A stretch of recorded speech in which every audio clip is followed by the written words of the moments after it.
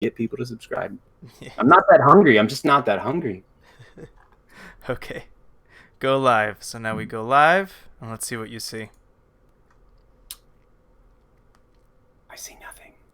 No, I'll let you know when I see it. Last time I think it was like a 10-second delay. Oh yeah, there's a bit of a delay here. God, it's so nice to have this chair working again. I've got my big ass screen. Okay, there we go. I can get people to subscribe. I'm not that hungry. I'm just not that hungry. That's awesome. Yes. You might want to just turn off the sound for the video. And then we'll be golden. Good to go. Awesome. All right. We're good to go. And is it full screen? Okay, it doesn't show up full screen. That's fine. Good enough. Let's hit play. Oh, it does show up. You want to hit play? Hit play. Okay, we'll hit play. This is going to happen. Look, with eCoin equal to $1, it'll free up the economy. If you have not watched Mr. Robot, watch you Mr. Robot. With It's on Amazon Prime. It's just $12.99 a month. Asking, then I am saying no. It's unconstitutional. You can't make your own currency. That is the federal government's job. Problem here is hard cash is fading rapidly. That's just the way of the world right now. And Bitcoin is spreading. And if Bitcoin takes over, we are all in a world of hell. With eCoin, we control the ledger and the mining servers. We are the authority. I will make sure you have visibility into every single wallet that's open, every loan, every transaction, which means we can start making new assets, which means we can start rebuilding the banking sector without your having to inject even more politically unpalatable federal funds into it. This is going to be controlled by a good old-fashioned American company. You want to regulate it? Be my guest. Regulate the shit out of it. I'll give you back doors, side doors, trace it, whatever you want. Just don't shut it down. How long have you been pressing this pedal? How long have you been plotting against me? Oh, come on, Jack. We've known each other for years. You know full well I don't give a shit about you. Defeats can still be profitable. Okay, so the video ended on my end. It's probably going to be a few seconds on your end, Alex. On the video itself, but you know how it ends. And I actually haven't finished Mr. Robot, so I don't know if you finished season 2. I don't know if we want to spoil it for people. No, don't. Just shout out to Mr. Robot for actually having a cryptocurrency centric plot. It's a good show. Oh yeah, it's super exciting. And I mean, the fact that it's a few years old now, it kind of predicted the Facebook Libra. Like, people were thinking that it would be Amazon or it would be some company that brings up the whole eCoin concept. But I don't know. Did you foresee it being Facebook? You know, actually, in a weird way, I did. Only because we heard rumblings for many years before this happened that Facebook would eventually make some sort of token. What I didn't expect was what it would turn out to be, a stable coin. I didn't see that. I mean, at the time, I didn't even know what a stable coin was when I heard the rumblings, so that's fair. But no, I do think that this was kind of predestined. To be fair, I think we should actually discuss what Libra is before we actually get into the nitty gritty of it. So as many people probably know, and as some people don't, a couple months ago, about now, there was rumblings specifically of a Facebook cryptocurrency called, well, not Libra. It was only about a month ago, I think they announced the name and said it was a stable coin. And yeah, let's go into it a little bit. So Facebook's Libra coin. What is it, Andy? Facebook's Libra coin is essentially a stable coin. So imagine having PayPal. Wait. What's a stable coin? Ooh, good. All right, good, great follow up.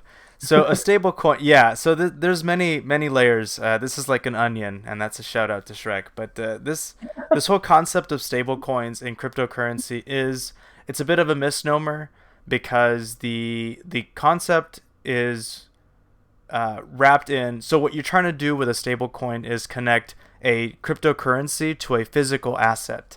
So something that is in existence in the world is given a cryptocurrency derivative. And that comes with its own benefits and obviously its own setbacks and its problems. So one highly well-known stablecoin is the Tether. So Tether is what, and I forget the exact exchange. Was it? Bitfinex. Okay, it was Bitfinex. All right, so Bitfinex created Tether to act as a digital replication of the dollar. So instead of having to tie people's bank accounts and tie down actual digital dollars, they created their own cryptocurrency to act as a dollar. So the idea was that Bitfinex would redeem, in theory, any Tether for $1. So that is the idea behind a stable currency or a stable coin. If I may, and only because I spent so much time talking about stable coins when I worked for BRD, in the most basic terms, there's two reasons why you'd want to use stable coins, why most people use stable coins. Most of them are pegged at $1 just to be easy, and for that, that $1 makes a lot of sense to people. But some stable coins can be priced at $2 or $3, and they can fluctuate up and down based on that price a few cents. But for the most of the time, the majority of the time, they're priced at the stable currency that they said they would be, hence $1. So you have, obviously, Tether's been around a long time. Last year, we had a lot of stable coins come out. You had Gemini dollar come out, which is the Winklevoss twins. You have True USD, which is another one that is backed by actual dollars. And then you actually had some that were based on Ethereum that used a different hybrid sort of way to do it, like Maker, or what's the other one? TUSD, Maker. There's actually quite a bit, and they can be based on dollars, they can be based on physical metals, they can be based on stocks, and I'm sure as time goes on, they'll be based on a lot more things. The two reasons you'd want to use them: one, you're an institutional investor. Good luck. I hope you are. I'm not. But if you are, and you happen to have $100,000, million, $10 million that you want to throw into a cryptocurrency very quickly, and you do not want to have to forego the average person's, the average person will use Coinbase, local Bitcoins. They'll be charged a fee. 2.75% on $1 million is still quite a bit of money. But if you use Gemini dollar, you can actually go to the website, deal with the company themselves, throw $1 million, throw 10 million into it, and not actually have to pay any fees because you're literally buying it dollar for dollar. So it's really good to get into crypto for the first time if you're a high dollar roller. But also on the back end, for instance, I like to use the beginning of 2018 as a prime example. Bitcoin was right around $20,000. For the people that knew what a stable coin was and saw the future a little bit, they knew that the price of Bitcoin was going to crash, and crash hard. The wise investor would have put his, let's say you had one Bitcoin at $20,000. Well, now you can buy 20,000 stable coins and hold. As Bitcoin goes down to 15,000 to 10,000 to 5,000, you still have 20,000 stable coins valued at $1 a piece. So now you can take your 20,000 stable coins and buy Bitcoin at $5,000, and now you have 4 Bitcoins when you originally had 1. So it's a very useful tool when you feel like the price is going to slump for a while and you actually don't want to have to sell out of cryptocurrency, because by selling out of crypto into cash, you have to pay fees and capital gains, but you don't have to if you put it into a stable coin, because you're not actually transacting outside of the ecosystem. So 2 reasons why it's useful. There's other reasons, but those are the 2 prime reasons. So now that we've gone into what a stable coin is. Yeah, Alex, thanks for that. No, you went definitely in depth, and that's, I'm sure our viewers will appreciate that. And Roy Hodge, just a shout out. Thanks for being active on the chat. I see that you're talking about Grant Coin and a couple of other things there. So Alex, as far as the those implications of using a stable coin, it's really interesting because it really depends what jurisdiction you're in. So in the U.S., I'm pretty sure you are hit with the capital gains tax. In other countries, you're not. And I don't know the entire. Of course, this is not financial or legal advice. Please don't take the show as such. We are purely educational. And we played that video. I'm just going to backtrack really quick and just introduce ourselves. Alex Eden, my co-host. I'm Andy Gonzalez. We are crypto consultants at the San Antonio Crypto Network in San Antonio, Texas.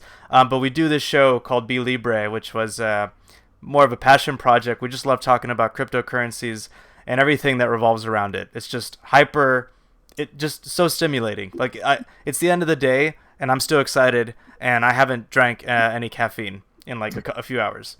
And I'm drinking wine, so it's that kind of podcast. It's laid back, it's fun. And Roy, if you're listening, feel free to engage. Like we actually see the talk. So anybody that is live with us, we enjoy talking back. So yeah, say hi. But yeah. So this is a podcast mainly focused today on Libra. I actually kind of wanted to talk about the bull run. You know, it's been a really nice 2 months. Yeah.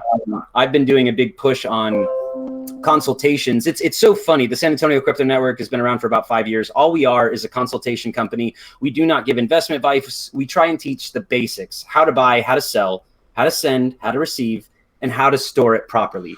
Anything else, there's a lot of great people that can teach you those kind of things, but that's where we've really found our bread and butter, and that's what we enjoy doing. There is nothing better in the world than seeing somebody get that aha moment, right, when they finally understand Bitcoin for the first time. And it's a little selfish, but I get to be part of that every time. And that's kind of where the agenda is. But yeah, today, Facebook Libra, why the bull run, and really just open topic, because Andy and I like to jive quite a bit, and there's just so much to talk about. I mean, you can go to coinmarketcap.com every day, and there's something to learn about. You know, just today, there's the 0x talking about being part of a movie based on video games. I like video games, I like cryptocurrency, and I start to, you know, dig down into that. But the last thing I'll say on it is don't trust anyone in this space. Do your own research.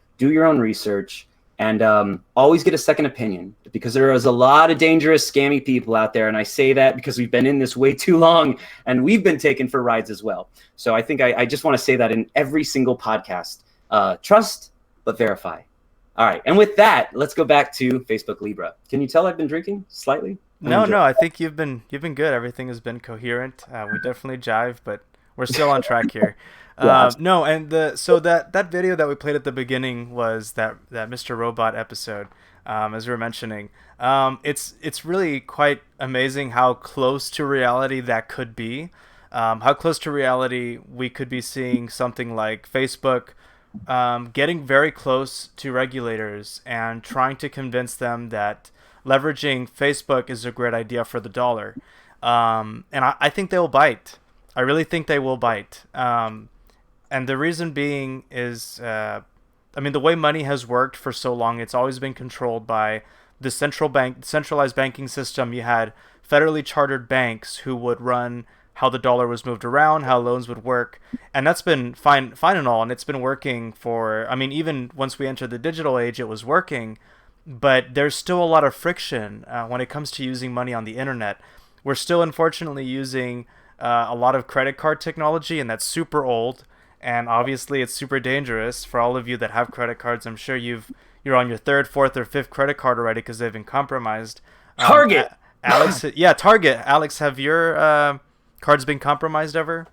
You know, I still have a credit card that says Serve ISIS that I got through a Samsung phone like 6 years ago, and I kept it because like 6 months later, ISIS popped up out of nowhere, and I just think it's really funny. But no, to be honest, I actually am a crazy person. I think I have probably 8 credit cards now, and that's because I don't have any credit card debt, and I really like to get my credit card limit as high as I can. I finally broke 100,000. I'm really proud of that. So if I find out I get cancer and I'm going to die in 2 weeks, I have $100,000 I can pull. That sounds like a joke. It's not. That's actually why I do it. But no, I truly have not had any problems with my credit cards as of yet, other than I did have a Target card and my information did get stolen. And because of that, I'm incredibly disrespectful to certain companies when I try and, you know, buy something. And they're like, would you like a 7-Eleven credit card? And I say, no, leave me alone. But no, I haven't had any problems. So so by paying online, you've never had any issues with credit cards or debit cards, like getting your accounts compromised? Because I have like twice already. I wish I could say I did. It would help the conversation, but I truly haven't. Yeah, it's fine. I've been really, really lucky. It's fine. No, you know what? We're going to chalk it up to luck, because a lot of people do have their cards compromised. And they could be, the problem isn't that you're mishandling the card. It's just the way that companies store the information. It's just really easy to get a hold of. And so, I mean, maybe from the security aspect, the security side of things, the Facebook Libra can try making a point there that I'm pretty sure they're going to have everything encrypted, and I'm pretty sure that they'll follow the highest of OPSEC to secure money. I say that with my fingers actually crossed, because I'm pretty sure Facebook is going to succeed at pushing Libra across. And why do I say that? And why do I think that the government and regulators will bite at the chance of letting Facebook be the new herald of the dollar? It's because of how antiquated banks are. And take it as a knock or don't, but banks are dinosaurs at this point. Like the technology that they've been using, it's very antiquated. And all of the infrastructure that companies like Facebook, Google, even Netflix, like the netcode, everything that they do on the internet, they are extremely powerful. Like they have all of the technology that they need to run a financial system, but even better than banks do. So that tells me that it was only a matter of time before a company like Facebook showed up and said, you know what, we're going to become the new railway system for money to move on the internet. It's incredible that Facebook is doing it, because it's so expected, or it's so like, it's just so expected. Like me thinking it's the inevitable thing to happen. It's not always how life goes. Like you might be thinking, oh, it'd be great if Google became this kind of company, but they'll never do it. Like the way people thought, oh, Google could become a video game company, but they'll never do it. And now they're doing it. Now they have Stadia. Now they're using their infrastructure, like all of their servers, to run video games. Facebook is pivoting into one of the most natural things that they could, being that they have everyone's data, everyone's information, and they have very powerful internet infrastructure, or infrastructure to run on the internet. So pivoting to money is just such a slam dunk for them. It makes me think of, do you ever watch Parks and Rec? Yeah. Do you remember that episode? It was like the last season, I think one of the last episodes. It was an entire commercial episode, and they had, here, I'm going to post it, enter. So now it's right there in the top chat. But it is, it's Exxon, Sprint, and Verizon. And then it goes, it's a commercial for Exxon, Sprint, and Verizon. They say one of the 7 companies in the world. And the year is like 2024 in the TV show. And I always thought it was hilarious, because what they're saying is in the year 2024, there will only be 7 companies, but they'll be merged together. So Verizon, Chipotle, Exxon is a company in this joking show. But no, that's how I see it, is, Facebook gets into finance. Well, now Facebook is a social network. It's a bank. It's, a storage data device. It's so many things. And so this really kind of seems like the beginning of that grouping of companies really kind of saying, we were this, but we can be more. And yeah, it's really interesting that we, year after year after year, we see these big companies, Google and such, trying to be something that they're not. And honestly, I do hope for success, mainly because I have an account and I don't want them to delete me. That's a good pawn, Alex. That's a good peon. Very good. You're learning. Yeah, I mean, yeah, it's don't get us wrong. We're not cheerleading this whole Facebook Libre coin. No, I read part of the white paper, and it's really not a cryptocurrency. I mean, it has some of the nature of a cryptocurrency, as in there's going to be one database or one ledger that has all the transactions. Like there's one final ledger, and then transactions will be placed, or they'll be input by a different what's the best word for it? Not federations, but each company or every partner that comes in is going to be allowed to input transactions.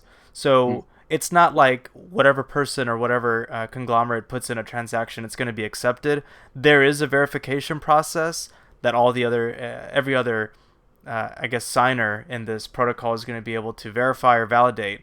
So no one company is going to have the rights, but I'm very wary and I'm very curious if, should certain transactions go through that aren't, for whatever reason, green lighted, or for whatever reason they all agree, oh no, we're going to throw this transaction out, they're going to get to do that. And I think, I'm not sure, I'll have to go back and recheck if there's actually a meme pool.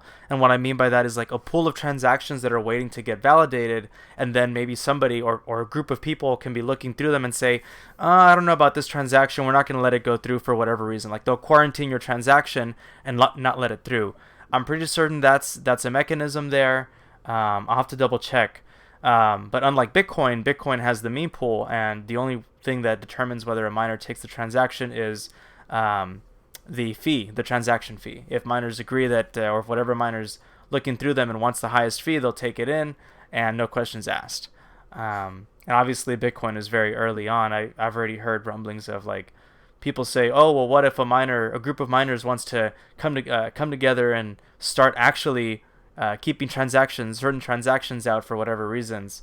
One, Bitcoin, the way wallets work, you have hierarchical deterministic wallets that should allow for obfuscation of your transactions. So that's not a reality that you should be truly worried about. I just thought to bring that up because I did hear about that on Twitter somewhere. But yeah, so people saying that the Libra or that Bitcoin can be just as easily compromised as the Libra, that is not true. But yeah, the Libra is owned by Facebook, and whatever group of people come in can decide whether to hold off any transactions or I guess block or shut down entire accounts of anybody. That is the scariest part of Libra, because it's only scary because I know that a big majority of people are going to be using it. Like, Alex, do you think? I'm pretty confident. Like, at least half of the people that are on Facebook are going to use the Libra. I'm pretty sure. Yeah, I'm highly confident. Because, like, again, I might be sacrificing my Facebook freedom by saying this, but I don't think many people use it at all. It really begs the question, and I've asked you this so many times in the time that I've known you, but it's a fun question. It's one of those that I use a lot whenever somebody talks about a new cryptocurrency or says, hey, Alex, have you heard of blank? I always say, but why not just use Bitcoin? And, when it comes to Facebook specifically, Facebook added a way to send money. I want to say, don't judge me on this, maybe 2 years ago. And now if you go to Facebook and you start a communication through DMs with somebody, right there at the bottom, there's pictures and GIFs and happy faces. And there's a button with a little money symbol. And you can actually attach your credit card to it. And you can send anybody money on Facebook. And so to me, it's one of those things where, okay, we have to break that down a little bit. So obviously I can send money through a credit card. Why would I use this cryptocurrency to send money instead when this ability already exists on Facebook? In this case, you have to think, who can't use what currently exists? And that's actually quite a big amount. There's a lot of people that do not have access to banks, that do not have access to credit cards. This will be useful for those people. And even better, Facebook for years has been branding itself as a global entity, and in doing so has actually taken a lot of steps to start building new infrastructure in places that do not have like internet. We've seen, personally, I've seen lots of information about these unique, what do you call them, Facebook drones that are going to fly over Africa apparently and like allow internet to be cascaded upon the African continent, which will enable them to have much better rates, because right now Africans can talk to us, but they have to pay data. So 1 gig actually costs money. 2 gigs costs more. Here in America, that's not a big deal. So that would be beautiful. And that is a big benefit that I could see the Facebook Libra being used for, is sending money to other countries where they don't have the same access to payments as we do. That's where I see a lot of that being used. But as far as the average American, and maybe this is a little bitter, maybe a little biased, but I've been here way too long, and I've seen so many people not care about Bitcoin that it would in some ways infuriate me, but also not surprise me that Facebook Libra would become ultra popular and somehow beat out Bitcoin, although that's not what I'm saying will happen at all. It's just, it would happen. It would happen that somehow this thing that I care nothing about takes over. But let's talk about what it is. And I want to get this, Andy, this is for you too. I can only say what I've read, and you haven't been in the house with me, so we haven't been able to talk. This is our way of talking. So I don't know what you think. When it comes to Facebook Libra, I'm going to say like maybe 2 or 3 facts that I have read, and let's see if you can say yes, that's true, or no, I didn't hear that. Facebook Libra is a stable coin. Yes. It will be valued at $1. Nothing? Yes? No? Yes. Well, okay. That's where things get interesting, because let's play. Yeah. So the way I understand, Facebook actually wants to create a bag of different currencies, and not just that. I hear that they might even throw gold in there. So they might even bundle up the dollar, the British pound, the euro, and gold in that bag of different currencies, and that's just to give it that extra padding of security and value. What do you think of that? I like it. Okay, so I was like is a strong word, but yeah.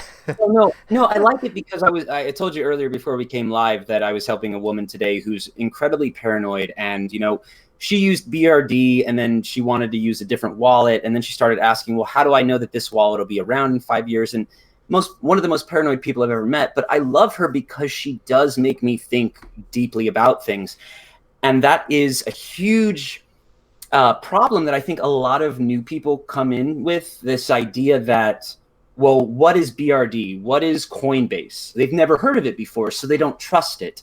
And that is where I think this could really thrive, is in a network where nobody trusts anything. And somehow, and I'm going to say it, you shouldn't trust Facebook. You shouldn't. They have not proven themselves worthy of your trust. Okay, now I'll end that and I'll say this. Everybody trusts Facebook, right? Legitimately, like everybody's on Facebook. Did they mess up last year? Did they sell our information when they shouldn't have? Oh yeah, that happened. But that was what, like 9 months ago? That's like 100 years ago. Everybody trusts Facebook. That's fine. And the simple fact is, I'm joking, of course, but it's true. Everybody trusts Facebook. So in that vein, I dearly, truly hope that Facebook doesn't F this up, because they do. This is an opportunity for cryptocurrency as an ecosystem to grow. So I really, truly hope that they do secure everything. I hope that it works out really well. I hope 10 years from now, we can joke about it and say, hey, you remember when we all thought it was going to be a big joke, but somehow Facebook brought everybody into crypto? Because that's really what it's about, right? It's about growing the currencies and showing that this way of doing finance is a better way, getting away from debt. And I'm sure Facebook will not allow you to send, debt coin. They're going to allow you to send Libre. And to have Libre, you're going to have some funds. So my whole background in this. I think debt is evil. I think it's really messed up that the U.S. government went to a debt-based structure. I don't want people to be able to afford things unless they can afford them. And there's a lot of people that get angry at me about that because they have great credit. But you talk about credit to an African kid who has absolutely no ability to grow from where he is, because America's Atlantis and that place is a third world country. So yeah, I still very much, and you can hate me for it all day long, but I want equality across the board. And Libra, very well, and I give it like a 5% chance, right? But it's still 5% that it really could bridge that gap and allow a lot of the wealth from America to start ebbing into different countries, because that's what cryptocurrency has really done for the last 10 years. It's allowed us to transact with the whole world. Anyone in the whole world can get a phone and download an app and receive money from anyone. That's the magic. And I think Facebook, if I stop thinking about the bias of it, if I stop thinking about the security, if I stop thinking about who owns Facebook and the fact that I have like 2 shares, so I get those big giant books every time Facebook wants to do anything, and I'm like, this company's really dirty. That's not the point. The point is, Facebook has an opportunity to make cryptocurrency just a little bit more accepted. And every inch that we can get towards that, I am all about, and I'll support it. So until I start seeing some negative stuff about Facebook's Libra, I'm somehow, even though I never thought I would be, in full support of it. Do I think it'll work? Nah, probably not. Do I think it'll die really quick? Yeah, a little bit.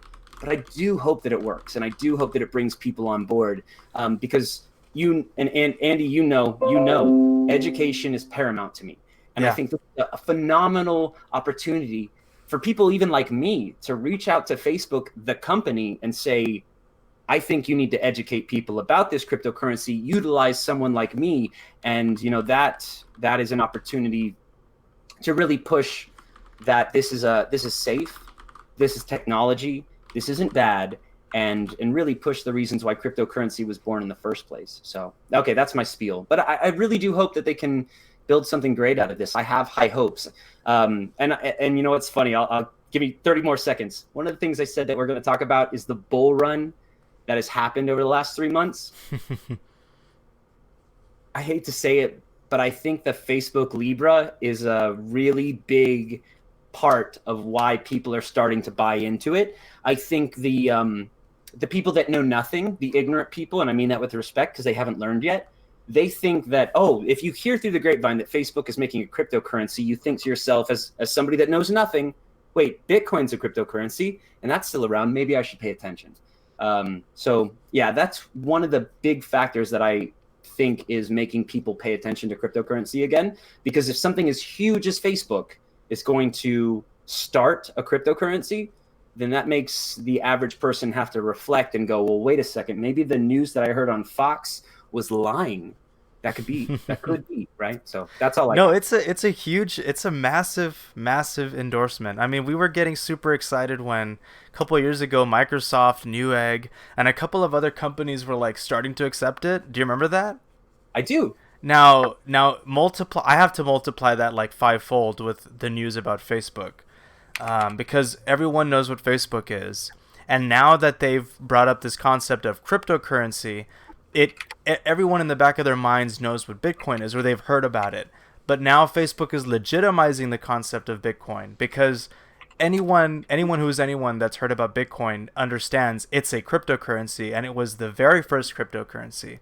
I mean, I'm very curious now. I maybe want to talk to people just out in the street and be like, hey, you heard about Bitcoin? And then maybe ask them, what was first, Bitcoin or the Libra? I think that's going to give us I think that'll be a great litmus test, like to see how ingrained into the minds of the community Bitcoin has actually been. Hold on. I have a dog. That's okay. That's okay. You can just hit the mute button and we're good. But yeah, so where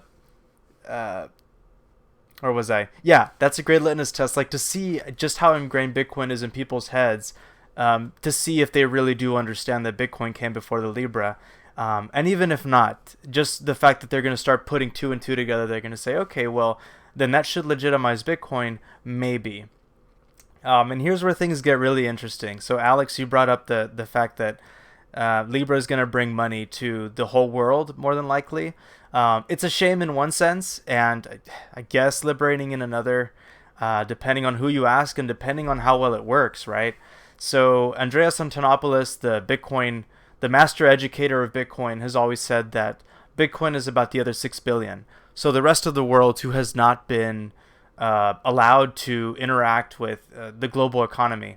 So this is 6 billion people that don't have access to banking, and that's everything. I mean, imagine having to depend on your bed for your money, like just horrible security for your money. We talked about it in one of our former podcasts through Libre, but it's still very interesting when you think about how Venezuela, not recent, but years ago, when it first got bad, and now it's horrible. It's so much worse than this now. But for many years, Venezuelans would actually buy a brand new car and hold it in their garage and never drive it, keep the miles down below 100, and they would sell it 5 years, 10 years later, because the value of that car would be worth more than the money that they spent on the car and held for 10 years. That's how much their currency was losing at the time. Now, again, we talked about this, I want to say like 4 years ago. Now it's gotten a lot worse. Venezuela's all in the news.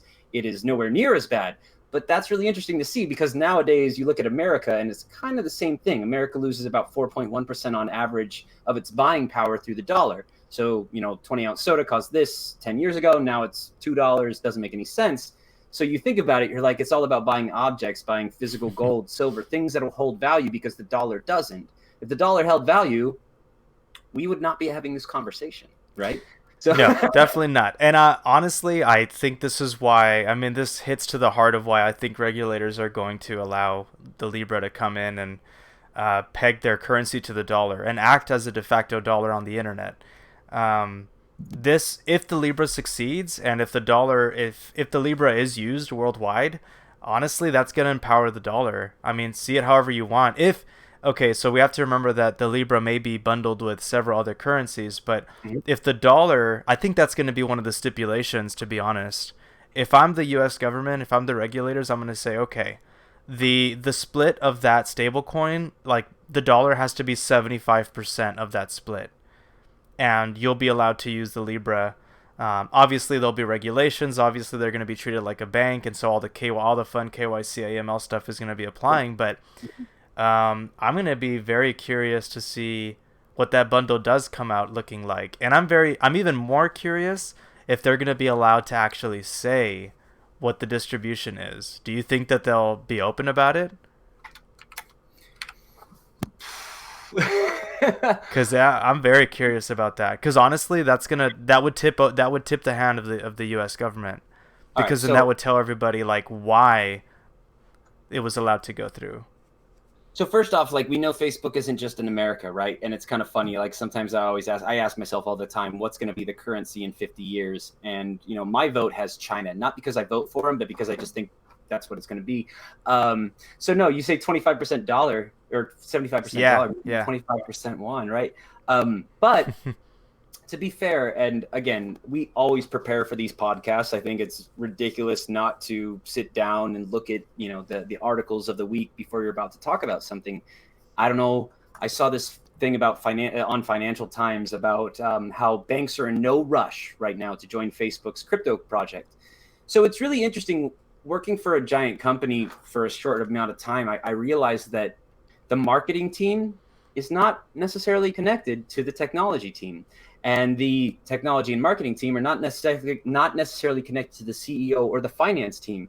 And so part of me is scared that this information of a cryptocurrency project through Facebook is part of the marketing team kind of testing the waters, and it may never happen, mainly because it was supposed to happen a little bit earlier than now, and it hasn't. And now we're kind of waiting and sweating news, and we're seeing these little things come out here and there. Yeah, drip feeding.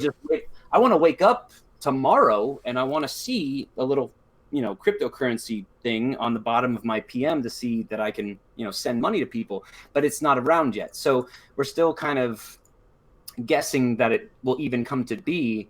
And then you start to read these articles about how banks don't want any part of it. And Andy, you know just as well as I do, oh my God, that is a problem that we have had over the past 5 years, like trying to get a credit card processor to allow us to sell the Bitcoin beginner box.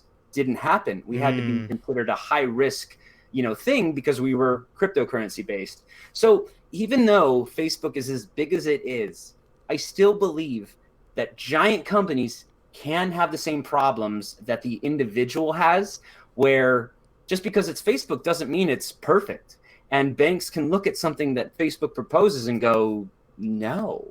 So I'm really interested to see how the next like 3 months are really going to end up. I'd love to see Facebook Libre out there for the world to use, but there's still that part of me that is watching the news going, are banks really going to allow this to happen? Because you know as well as I do that banks do not want this to happen.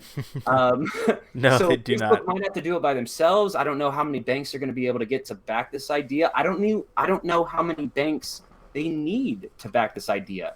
You know, that there's probably going to be a lot of flip-flopping over the next couple of months to figure out how this is really going to roll out, and who is going to back it and what is going to back it.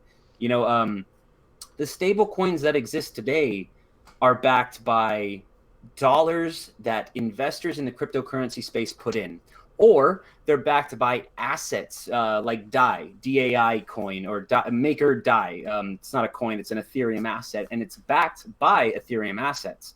These are small in comparison to what Facebook would have to utilize.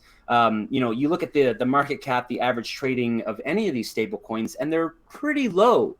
If you think of what Facebook would do with something that could be used 24/7 all the time, the ability to transfer money through cryptocurrency as opposed to a credit card enables you to do it 24/7 anytime you want, as opposed to credit card, which doesn't. You have to wait. So yeah, no, I sometimes we get ahead of ourselves and saying, oh, you know, you heard it, it's going to happen. But I'd be really interested. I'd love to see it happen, and we'll see. I'm still actually like 30%. It's never gonna come out just because it doesn't get enough pull. You're a cryptocurrency person. Have you been reached out by Facebook to be asked if you care about this? I wonder who they're demoing this stuff to, who's testing it, what their group, you know, the 20 people that they stick in a room and go, would you utilize this? Do you like this? Does it suck? What would you do different? Because I tell you this in confidence, USAA, I go there probably like every 6 months and I do like a demo of their new technology. They'll release like an app or something new. USAA is just one bank, but they're always creating something. So, yeah. Right? So think of that like Facebook, like, okay, they have to get it demoed. They have to have a test subject. They have to do all these things before it rolls out. They would never invest time, money, and energy into something and just roll it out without testing it first. No. So that's what really interests me is I wonder who's demoing it, who's testing it, and if it sucks or if it's great, right? Yeah. So that's where my mind. That's what I'm trying. I've been sitting here all day, Andy, trying to find like. It's so Facebook knowledge that I'll never find it, but I really have been looking for it. No, and I think it goes back to what you were saying. I think you're spot on when you said that. I think they were just testing the waters. I think even the white paper is reaching. Like, I think some of the terms in there are a little bit nonsensical, and there's nothing really there of substance as far as like an actual built product. So I think you're dead on. I think they were just throwing it out there, seeing how people bought the idea. And I'm pretty sure I found an article that some companies did buy into the concept, that they were potentially going to back it. Let me see. Facebook Libra coin backers. There is a list, and I think they were going to... I don't remember if they actually said yes, but I do know that they were already approached. And honestly, I don't think banks can do much to stop it. If the Facebook Libra is going to fail, I don't think it's because banks said no. I think it's because the government says no. Like, that's Facebook has so much pull. And you know what's interesting? China, I don't know if you knew this, but China doesn't allow Facebook. Did you know that? I did know that, and I'm going to stop you off real quick. I want you to go into this, but I'm going to be gone for about 1 minute and 30 seconds. Somebody is knocking at my door, and this is the world we live in. That's fine. We all have front doors. Please continue. Okay, I'll just continue, and I'm sure Alex will come right back. So yeah, the concept that what I think is going to be interesting is, what if China actually throws their hat in the ring and tells Facebook, you know what, we'll play ball with you if you tie our currency to your Libra. So if you denominate some percentage of our currency or the Libra to our currency, we'll let you go ahead and run Facebook in our country. I think that would be, frightening for some reasons. For litany of reasons. China has actually created the they're creating the 1984 reality. So they already have a social currency. I don't think it's universal. Like, I don't think it's used throughout all of China, but I think some pockets of China have rolled out this social currency. And if for whatever reason you get dinged a couple of times, I believe you're no longer able to use the transportation system. So like trains, subways, airplanes, it's scary. I don't know what constitutes getting a ding. Like, I don't know what kind of infractions you'd have to commit to get that ding, but the fact that you have to be careful with how you act, it's disgusting. Like, I would know. If Facebook were to tap into that, and that's one of my ultimate fears here, is that Facebook does tap into that concept. Any way that you act in Facebook, I don't know if any of you know. I'm sure most of you know this. Most of you that are... I'm just kidding. I know you're talking about Facebook, but are you talking about the Black Mirror episode? Yeah, well, yeah, because China's doing that. The Black Mirror episode, like 2 years after the Black Mirror episode. Yeah, I saw that too. Yeah, China's doing that. And I know. I saw that in the news a couple months ago. And just to catch you up really quick, I just said, what if China decides to tell Facebook, hey, we'll play ball and we'll let you use Facebook in China if you peg some of our currency to the Libra? Is that do you think that's totally impossible, or do you think that they might spin it? That sounds completely possible to me. Everyone works for money. Yeah. Money So makes things happen. China has the money. They have the gold. They have everything. They have the gold. They make anything happen. Yeah. Sometimes I feel like I should have like a political podcast as well, but I don't really want that because it's dangerous. But yeah, no, I think China is like the most amazing country in the world right now, and I've never been to it. And personally, it scares the hell out of me being in America, thinking that China could buy us at any time and we could be like, replaced. But what a wonderful way that they've done things, where they have actually worked to get their debt gone. And for the last 20 years, our government just seems to just not care, and it's scary, and it makes me think that it's just like any minute we could just dollar crash. I think any country that takes itself seriously and isn't the U.S.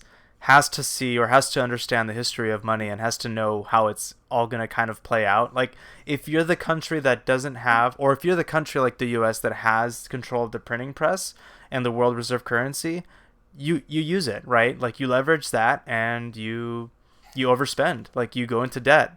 You should leverage it to make more money, though. And they leveraged it to do what? Go to war? What was the point? We lost money.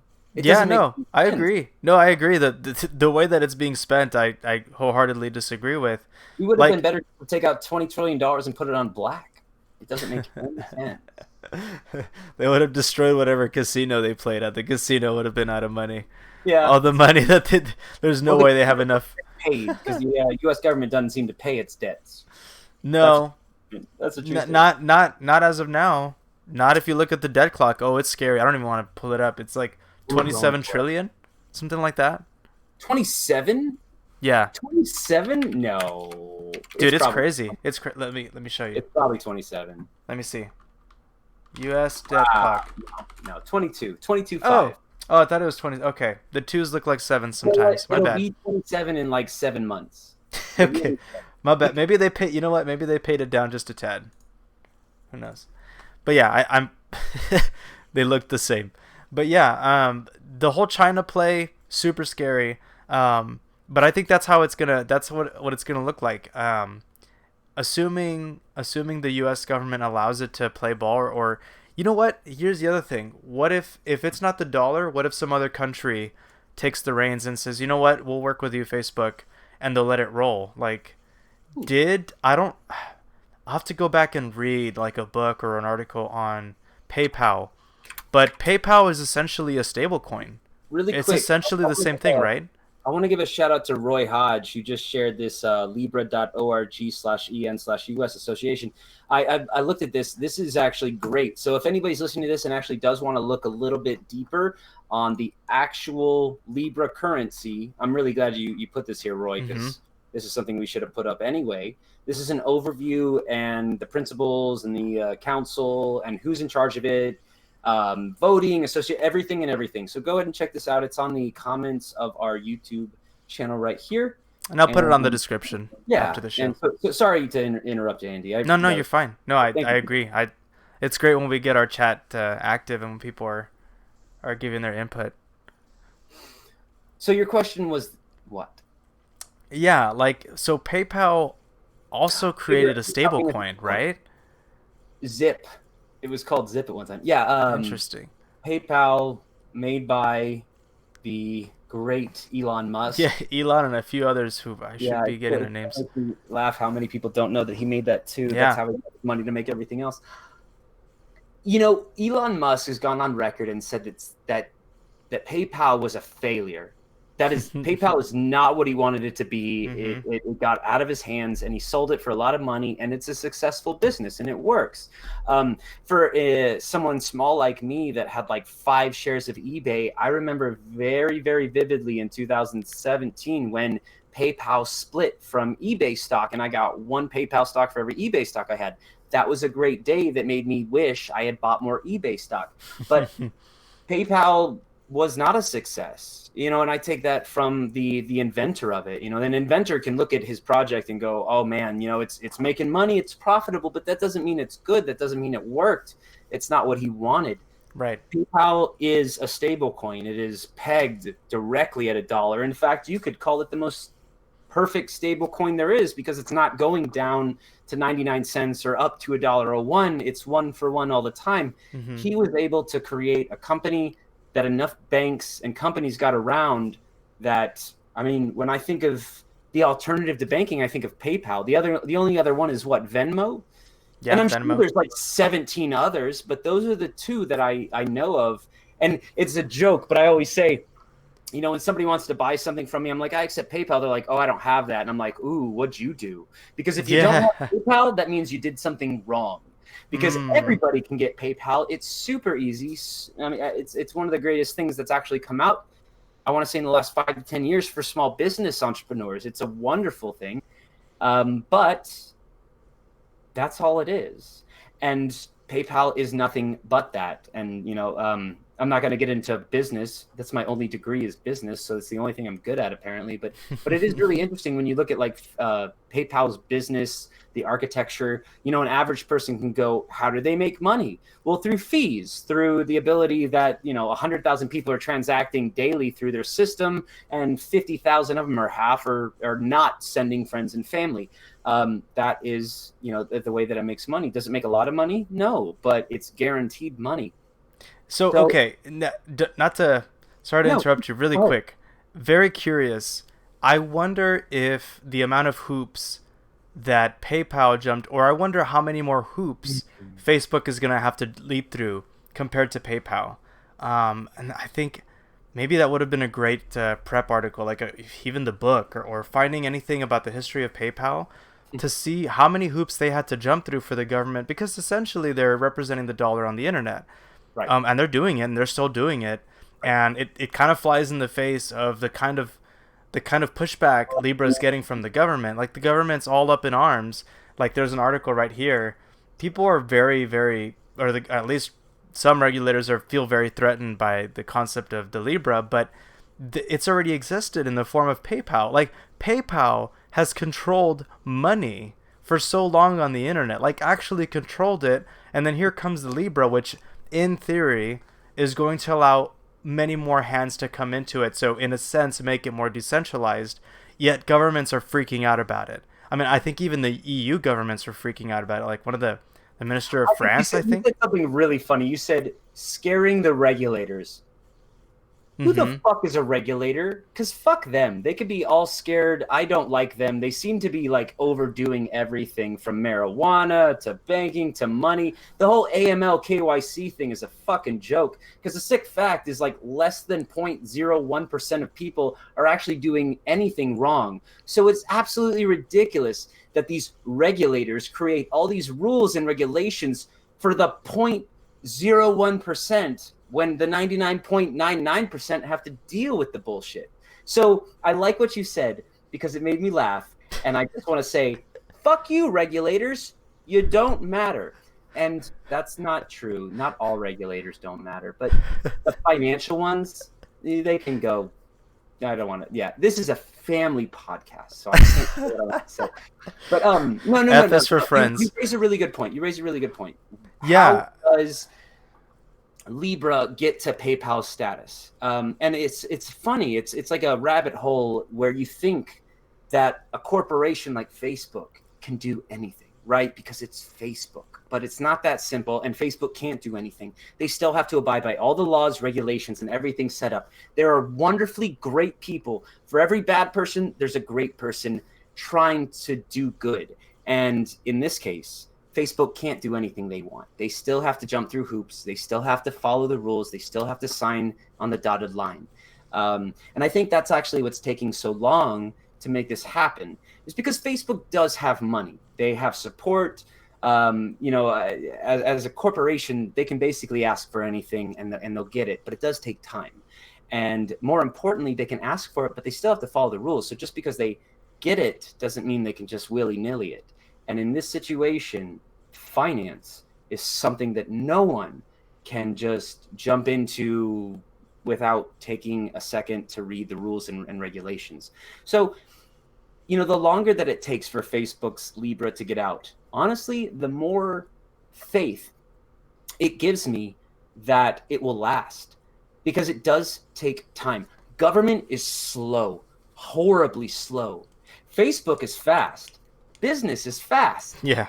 But if you want to be able to do business everywhere and anywhere, I can only imagine how many individuals are actually going and flying and sitting down and working and signing, and that sort of thing does not take a day. That's real work. It's not internet work. And if we want to do this right, and I say we as a community, I expect Facebook to take its time to follow the rules. I'm waiting for the internet to say Facebook, Libra, FDIC insured. That will make everything smooth for me. That's one of the big things I tell my clients is they ask blah, blah, blah. What's the best place to hold all this information? And, you know, I think 2 years ago, Facebook became FDIC insured. So if Facebook ever gets hacked, if their money ever disappears. I didn't know that. Wow. Yeah, it's been a while. Oh my God. So it's quite amazing. And, Interesting. you know, nobody really understands how important that is, but it's huge. Facebook being FDIC insured, so that if their ledger, if their information, if their things were threatened and taken, then the government could back that. Maybe it's good, maybe it's bad in the long run, but it's something that I would expect and want from Facebook, as big as they are, as much clout as they have. And if they worked for it, they could get it. So that's what I expect, because Coinbase has it. They worked for it. It took them a long fucking time to get it, and they got it. And so, you know, I still tell people I don't use Coinbase to hold money, but I have my mom use it because she's horrible at private keys. I wouldn't have her use it if I didn't trust it. I trust it not because it's backed by the government, but because it's backed by the government. And I trust the individuals in charge of Coinbase currently. Yeah, and that's something that trips me out. Have you ever noticed that people that use banks never pay attention to the people that are in charge of said bank? Yeah. Right? We should do that. People in charge of Coinbase, the CEO, the CFO, these people are important. They can make or break the company in a moment. They'll probably do a good job, but you should pay attention. The wallet that you use, the exchange that you use, all of these things are run by individuals that could be good or bad. Double check. See who runs things. Pay attention. Do your research, please. And so it's funny that you say that, and that really just ties it all back to Facebook. Like, we all know how many times Facebook has slipped up. Yeah. And like, okay, I think the word slipped up is kind of giving them a little bit too much credit.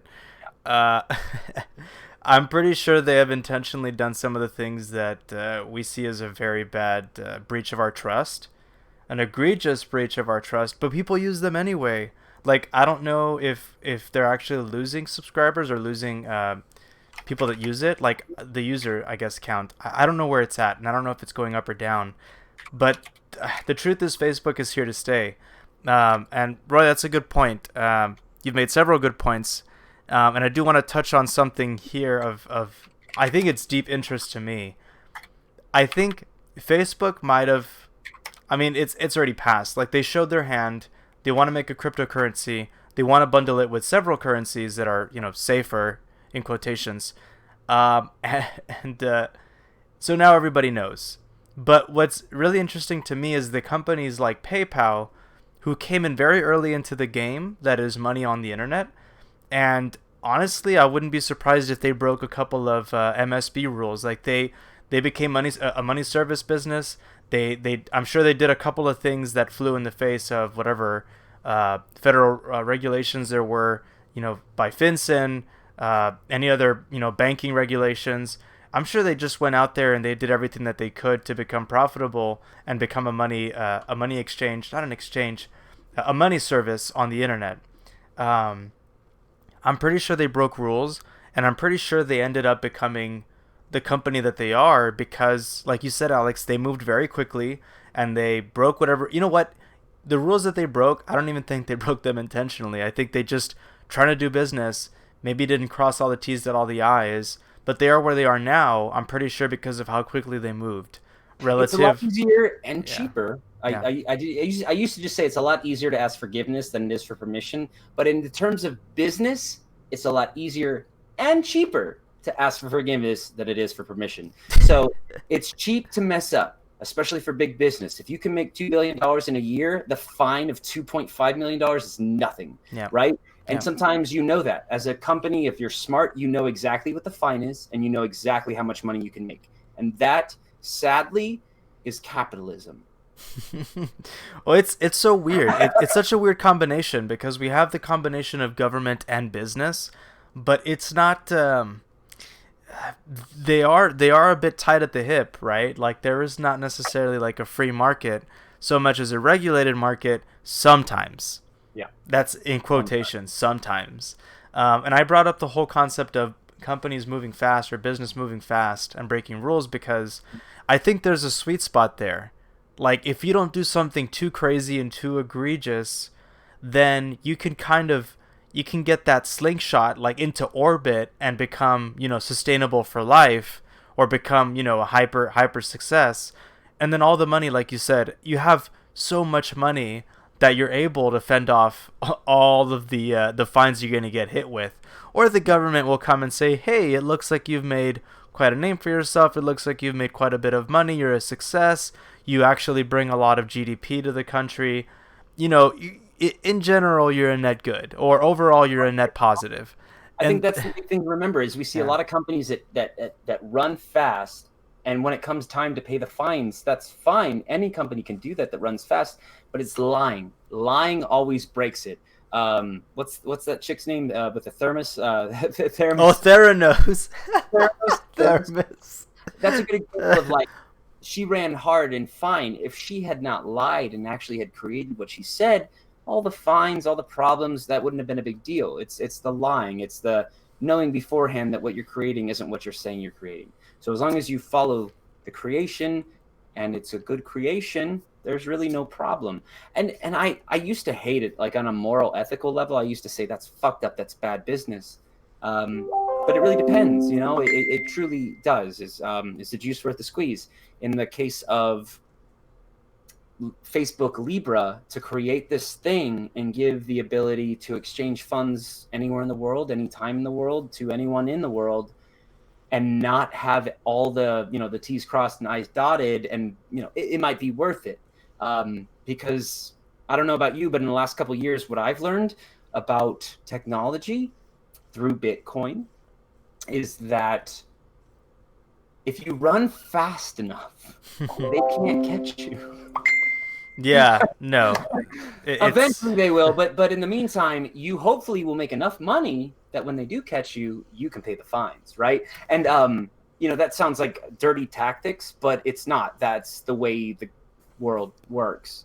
Do I feel comfortable saying that ethically and morally? No, I think that's fucked up what I just said, but that's the truth. That's how the world works. I hope very much that Facebook can win this year or next year, whenever they come out with it. But they've had a really tough 2 years. But I do remember a time not too long ago, 5, 7, 8 years ago, when I switched from MySpace to Facebook, because Facebook was amazing. It brought something to us that was pure, and we used it, and it started to get muddy over the last couple of years, and that's what happens. Technology isn't always used for pure reasons, and it's gotten really bad. But Facebook at its core competency is the way that we can find our yearbook from 4th grade and find our friends, right?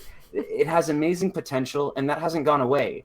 And I want to remind people of that, because as much as I constantly complain about Facebook, I can't delete it, because it's given me something that I couldn't find anywhere else. So I really, really want them to win. I want cryptocurrency to win. And in this regard, if they go through with this and Libre is hyper successful, all good. I would be hyper elated. I would. That's all I can say about it. Yeah. It's I would say Facebook is a net positive. By how much? I'm not gonna take a gander. But well, how much has the have you personally been affected by anything Facebook has ever been charged or accused of? It's that's the thing. I don't know how deep the rabbit hole goes. The rabbit trail goes. I don't know when it's gonna. It's almost like all of those foods that they say you shouldn't eat because they have carcinogens, like they cause cancer. You don't know when it's going to happen, but you're pretty sure that there's something there that is not going to work out later on. So it's just the way that Facebook operates and the way it handles so much of our data. I could only hope that it's not going to be used to hurt us, but that would be extremely optimistic. And again, it's not because Facebook is bad, quote unquote, but you said it best. It's all about the money. So if the dollar sign is high enough, if the figure is high enough, why wouldn't Facebook do it? And more importantly, because we probably signed away liability, and we probably signed away by using Facebook. Like there's those clauses in the contract, like the terms of service. it's there. I'm pretty sure we've signed away any rights that we've had to our data. So, like, why wouldn't they use it if it's going to make them money? And obviously, that might not be to our benefit. Yeah, I gotcha. No, it seems like lately nothing is pure anymore, and that's a really fair thing. Everything's like 70-30. Nothing is light, nothing is darkness, especially when it comes to technology. Look, I'm not going to say that buying drugs online is a sin or bad, but I'm also not going to say that it's a great thing either. I understand how, trivialized and how different everyone in the world feels about things.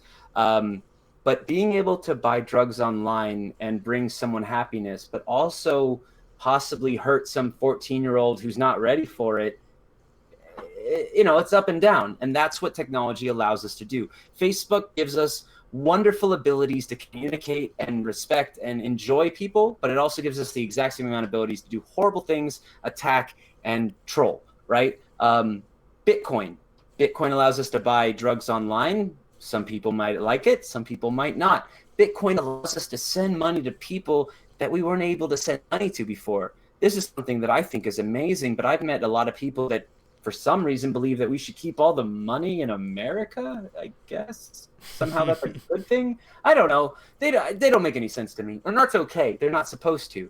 But as long as we remember that technology is a tool, Bitcoin is a tool, Facebook is a tool.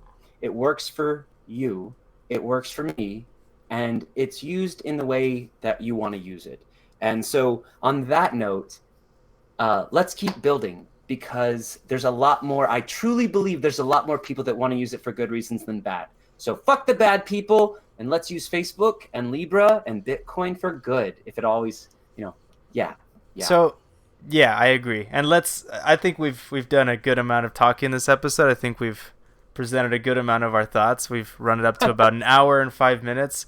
I will say my last piece, Alex, and then if you have anything else to say, we can do that, and then we can wrap it up. I said mine, but I'll talk to you all day. I love you, Andy. I love you too, Alex. Thank you. We're gonna make it through this somehow. But here's the last thing I'm gonna say. Isn't it amazing? It's incredible.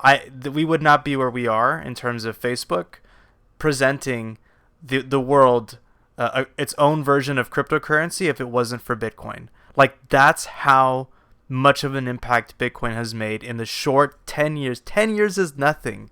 In the short 10 years of its existence, it has pushed one of the world's largest superpowers. Yes, Facebook, I would say, is even more powerful than some governments and countries.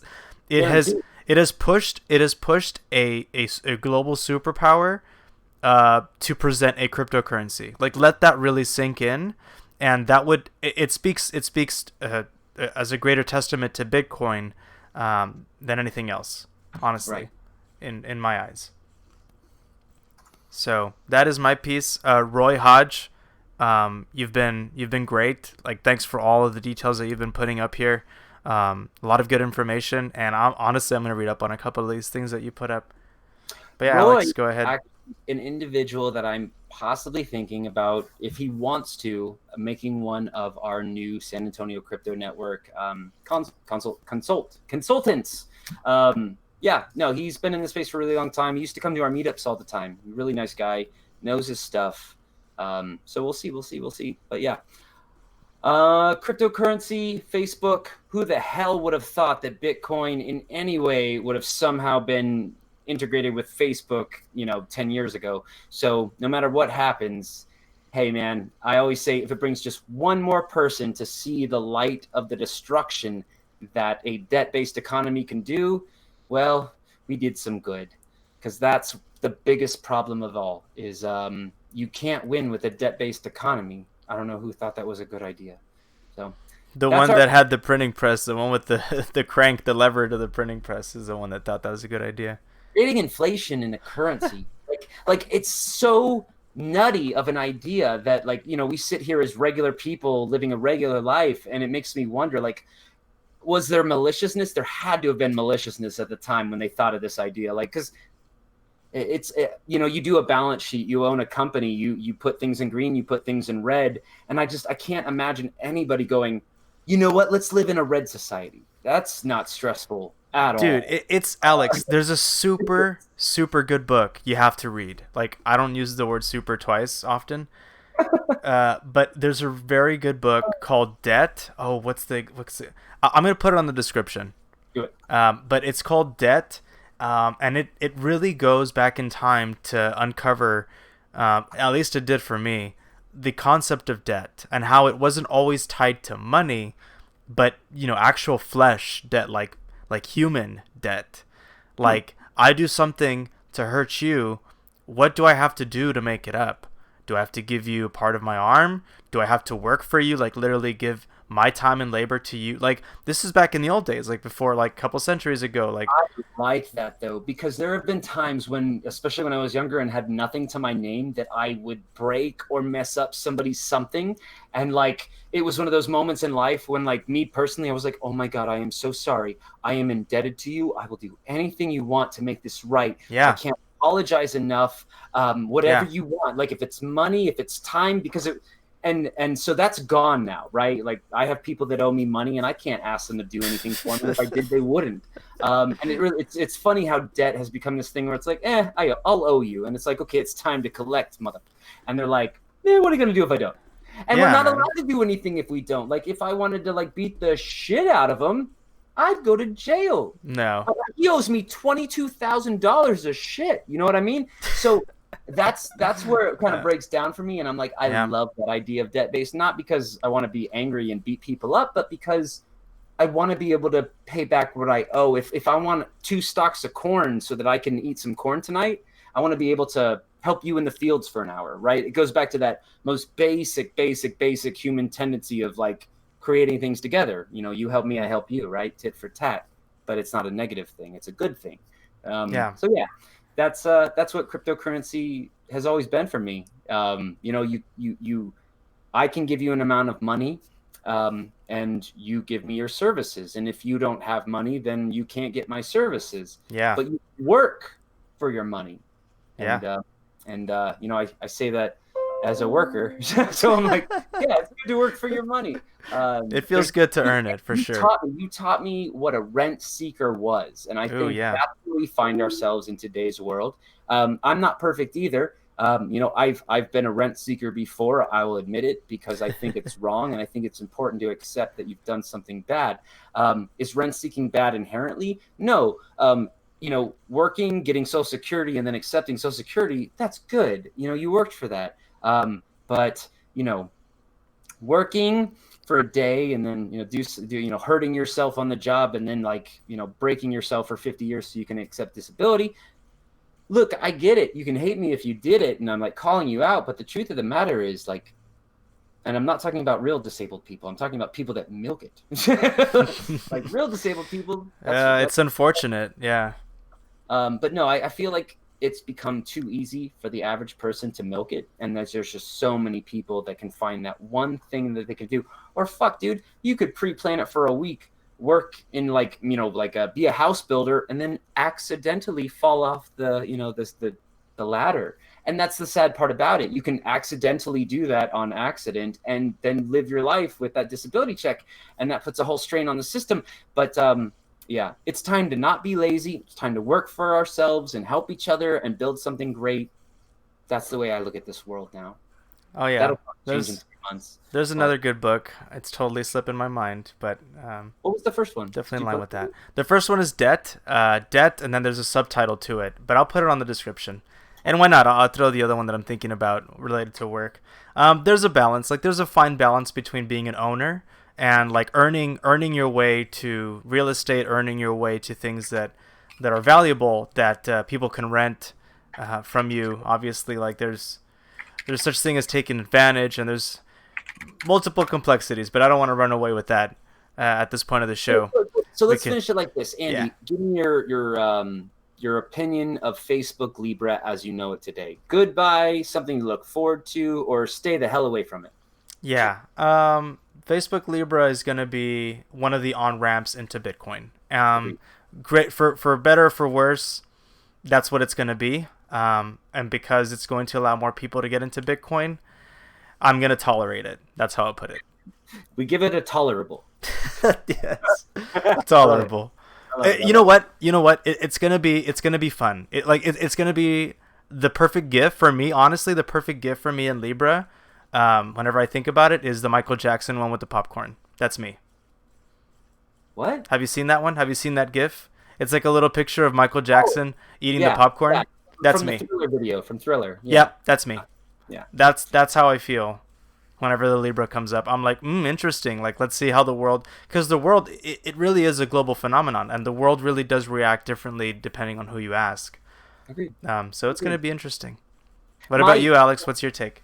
My opinion has changed week to week. I heard about it a long time ago, like in passing, like Facebook's going to make a coin. I think it was like 2 years ago. I started hearing about it again like 2 months ago, 3 months ago. And the news has been slowly coming out faster and faster and faster. I said from the beginning, it doesn't fucking matter. And I meant that with like respect to it. But I had a lot of calls for some reason, like the very first day they announced it. Alex, should I care about this? And I was like, not really. I mean, because it's you have to keep in mind, people are calling me to ask if it's a good investment, if it's something they should invest. And no, it's not, because it's not an investable security. I mean, it is, but it's a stable coin. It will always be $1. If it works, it will always be $1. And so is it something that you want to stick $10,000 into to make 20,000? No, it's something that you want to stick 10,000 into to keep 10,000. So Right. On that note, it's a Right. little boring, right? But Right. going back to the very beginning of this entire conversation, like minute 4 or 5, when I said, what is a stablecoin? There are 2 reasons to use a stablecoin. In this case, there's 3.